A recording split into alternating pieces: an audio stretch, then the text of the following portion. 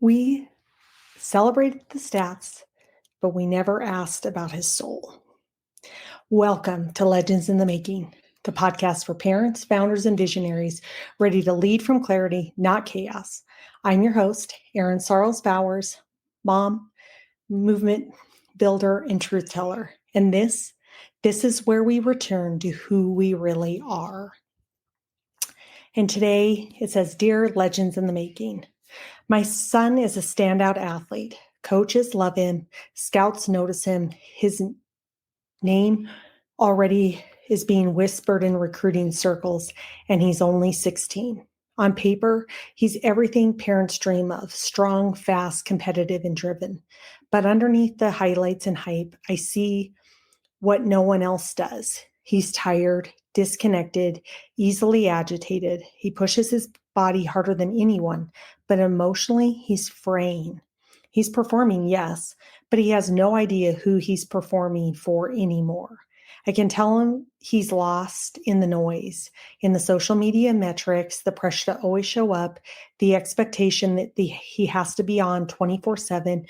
And truthfully, I think I'm building the stage he's now suffocating on. We celebrate the stats, but never ask about his soul. We praised the hustle, but skipped the conversations about why he even wants this. I keep thinking we talk about this after the season or after the scholarship, but now I'm afraid that we won't be an after if we keep this pace. My son doesn't need another medal. He needs meaning. And as I write this, I realize I don't know how to help him find it because I'm still trying to remember where I lost mine. We're running so hard towards success, and I'm terrified we're going to crash before we ever arrive. What do you do when the performance is strong, but the purpose is hollow? A parent trying to rebuild the foundation before it's too late. Wow, what a beautiful letter. And I just think about what you just shared of so often we create these external metrics, these external successes or rewards that we think this is what it's about. But you hit it on the head towards the end of the letter around the purpose feels hollow. What is the purpose? Athletics can be a vehicle, but at the end of the day, you have a greater purpose than just your athletic performance. And so high performance without purpose is a mask. And eventually the mask becomes suffocating. It's a disconnect. There's a disconnect between who you are and who you're meant to be. And oftentimes we use things like athletics to not have to sit with ourselves. And we use it to get accolades because it's like, oh, I'm good at this. So I'll tell people, people will praise me for this. And this is great. But in all actuality, when we're disconnected from the truth of who we are, those things are very shallow. And oftentimes they're used as a tool to numb.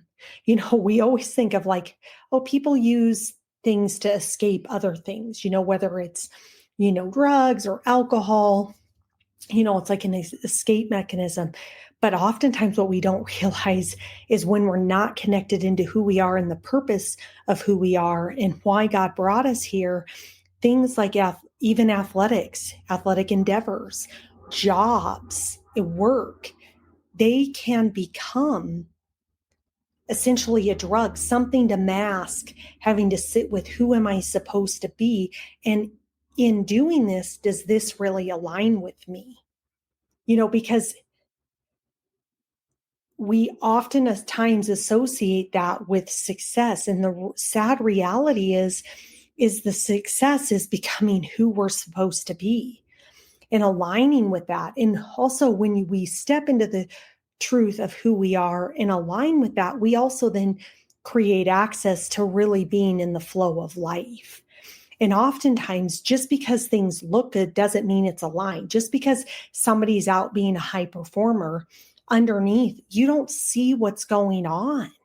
And we have become obsessed with performance and looks and aesthetics And we have totally eroded the foundation that we're supposed to be building from. And we're teaching our kids to chase those things. And in chasing those things, they're missing out on who they really are, as well as they're not using the sport in what's going on to really teach them how to grow. So if you're not connected into the who you are and the way you're supposed to be, then you have a problem.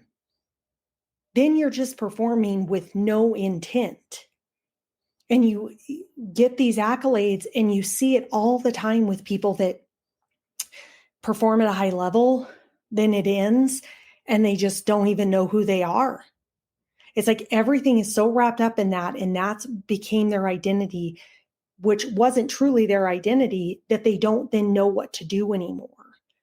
And so it is so important to help teach our kids that we don't define their worth by wins. We define their worth by who they are. And if they define the worth by wins or stats or whatever, ultimately the wins will own them.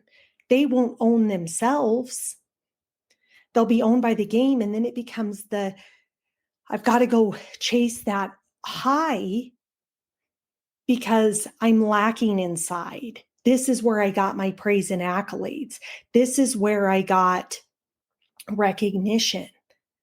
But inside I feel hollow. Well, who do you want to be? What do you want to do? What do you feel called to doing? And how do you use athletics as an expression of that?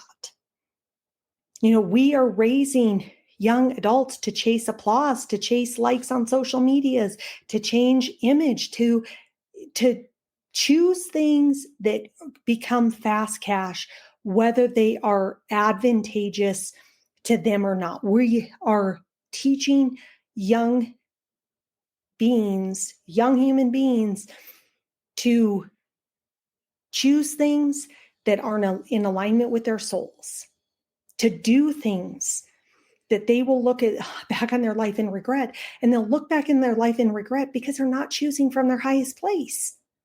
They're not choosing in alignment with the truth of who they are. They're choosing it because it is an instant gratification. Everybody else is doing the peer pressure. Like, we cannot raise a generation like that anymore. That just has to stop. We are destroying our culture. We're destroying our youth by not teaching them to stand in their worth, know who they are, be worthy of that, and stand in that, and not care what anybody or any else thinks, and not to chase instant gratification. And what we celebrate in the short term can destroy them in the long term if you're not rooted in clarity. I think of choices people make, and it's like they do it in that moment, and then down the line, it's like, that is not a choice I want to be making. I regret that decision because I felt the pressure in that moment.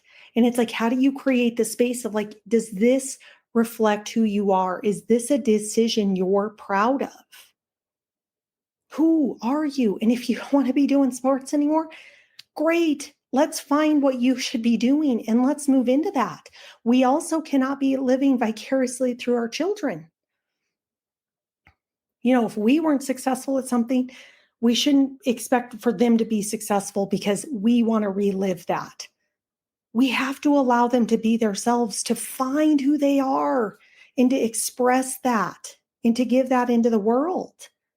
So how do you pause the performance machine? How do you pause all the noise and chaos and the speed of which things are moving, and how inundated our children are with so much information coming at them? Social media, YouTube, you name it. It's like, how do you create pause? How do you create pause for them to have quiet time in their day? How do you have weekly check-ins as a family? Do you have family time to stay connected? and do things that you like value. What's your legacy you want to leave as a family? What do you all value? Are you all out doing that? Is it acts of service in your community, feeding the homeless? It doesn't have to be every week, once a month, whatever it might be.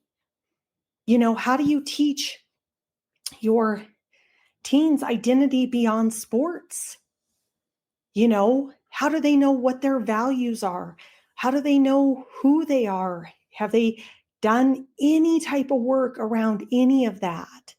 Who do I want to be? What do I want to give to the world? And what does that look like for me?